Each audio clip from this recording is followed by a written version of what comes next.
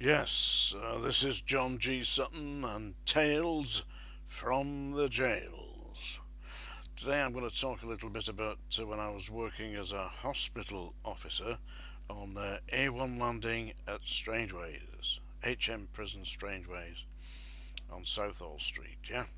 So this particular day I was working, about 1983 I believe, and I was working on the landing, A1 landing, and it held prisoners who were things for psychiatric reports of people who inmates who were ill or not at all well or some whatever it was, and basically they were hospitalised, but they were in cellular accommodation, and we segregated them on A1 landing. Anyway, this particular prison officer came. He'd just been appointed to the staff at Strangeways and was on a period of induction. That's when you first join the prison, you get to understand how the prison runs, and so you can find everything around. And he was allocated onto A1 landing for the morning, and I was to be the officer that was introducing him to how we worked on A1 landing and the hospital staff worked, basically. So I was talking to this guy for about an hour, about how it worked, how we locked them up, how we medicated them, how we dealt with people who were in strip conditions, because we had strip conditions there. That's a cell with nothing in it except a naked inmate with a blanket, and how we dealt with that. And he said to me, "Oh, because when we were talking, I didn't really introduce myself too much, just got on with it." And he said, "Oh, what's your name?" I said, "It's John Sutton." "What? John Sutton?" I said, "Yeah, John Sutton, that's who I am." So I'm not allowed to speak to you. I said, "What do you mean you're not allowed to speak to me?" He said, "Seriously," he said, "my wife has told me that I am not to speak to John Sutton." He said, "You're John Sutton, so I can't speak to you." I said, "What are you on about now?" He said, "You've been on television, haven't you? You were in that documentary about Strangeways." He said, "You've been on in the papers and all." He said, "I'm not allowed to speak to you." He said, "My wife says you're trouble." "Seriously?" I said, "You're obviously some kind of a nutter. You're supposed to be a prison officer, eh? Not a puppet of your wife. Imagine that. Seriously, all the he could mess around with all the criminals, yeah, no problem, but he wasn't allowed to speak to me. Nutcases, I'm telling you. And these are jailers. These are in charge of people. You wouldn't allow somebody like that to be in charge of walking your dog round the pond, would you?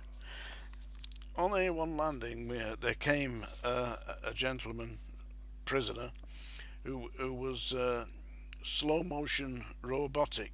I don't know if anybody's ever seen that, where they walk like a robot, like that. And that's how he walked. He came out of his cell to go to the toilets, to slop out. He walked like he was a robotic thing, and slow motion. Yeah. Anyway, if he wants to do that, that's just fine by me. I've got 10 minutes. I can let him come back, get in his cell. I'm happy guy. Not bothering me. But there was a member of staff there that it seemed to he seemed a little bit perturbed by the way that this guy was marching around in slow motion. This is God's honest truth. This. He went up to him. Stuck his face right in front of him, and said, "You horrible little bastard! You're taking the piss. I'm not having that." And this guy, click, click, click, click, click, click, bang! Straight in this officer's nose. Boosh!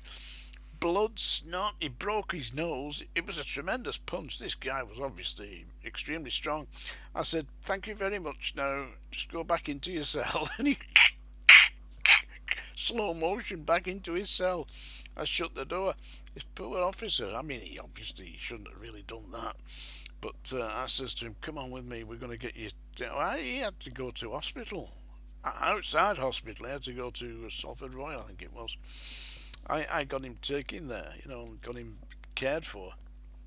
but it was a right mess. Of course, you couldn't prosecute the prisoner for doing that. I mean, he was already insane. Hence, he was on the hospital wing. Yeah, that was a strange wing. Let me tell you that. There was a psychiatrist. Listen to the psychiatrist used to come round, and he was one of these psychiatrists who obviously had delusions of grandeur.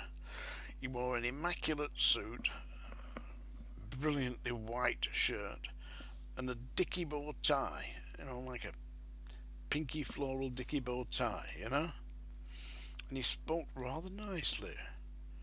"Oh, officer, I don't see these prisoners now." Like that. Obviously a delusional bastard. So I didn't like this individual. I nearly called him a cunt then. But I don't like this man, because he spoke down. Not only spoke down to me, but spoke down to the inmates as well. And I'm a great believer that the inmates are just like me and and speak to them as you would anybody else, and you'd be all right.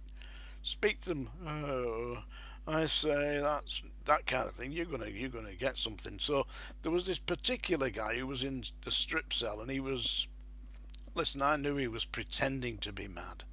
He wasn't mad at all. I had a word with him. I said, "Listen, you're having a laugh." I said, "I don't mind at all." I said, "If that's what you want to do, that's how you get through your sentence, do it." I said, "But don't take the piss out of me. We can have a laugh together. I know what you're doing. You know what you're doing." I said, "So just don't take the piss, and we'll get there. You'll be all right. I'll make sure you're okay. I did. I didn't want to hurt him, but he was a big fella, but he was pretending to be insane, and he wasn't. He was perfectly sane. He was just didn't like the system, so that's what he was doing.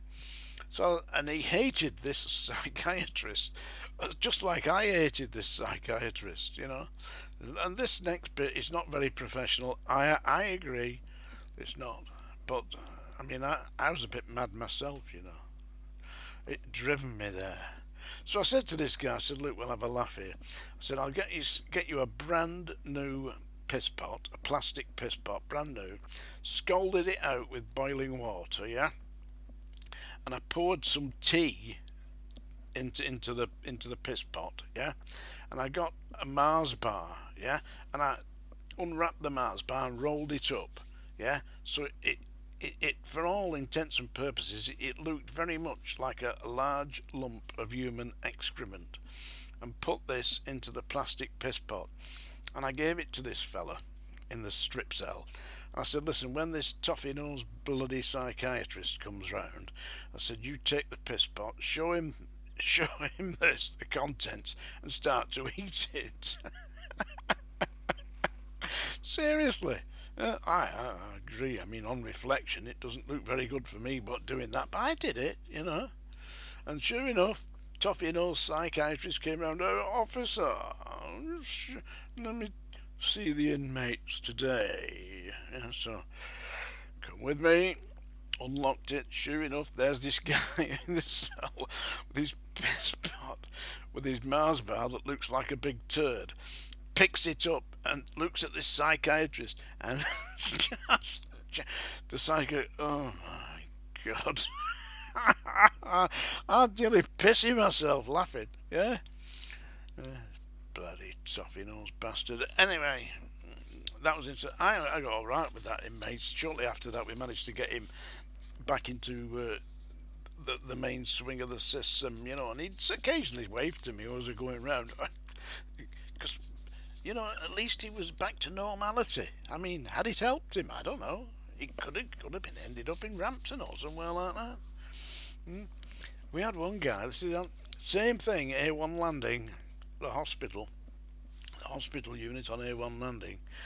Myself and another officer went into a prisoner who was smashing the place up, and we'd had a word with the doctor. The doctor said just medicate him, getting some Largactil and inject him. So we got the syringe drawn up, yeah. I went in, but this guy was quite a hefty character. So me and this guy went in. I said, "Right, you hold him legs, and I'll into the backside. Yeah, that was the plan. So when we went in, he grabbed hold of my mate's bollocks like that and lifted him off the floor. My mate's screaming like buggery. I get this needle. I put the needle in this guy's backside while he's holding my mate up off the floor, screaming away. It must have bloody hurt. I mean, he was. My mate was the hospital officer. He was not a heavy man. He was about 11, 12 stone perhaps, but he was off the ground, and this guy had him by the knackers with a big hand. Anyway, I managed to get the needle in the guy's backside, and it took about 2 minutes for him to just collapse. By which time my mate was pretty nearly purple with pain.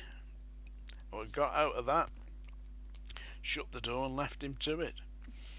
Dangerous things, you know. Men they get tremendously strong until you hit them with the old liquid cosh.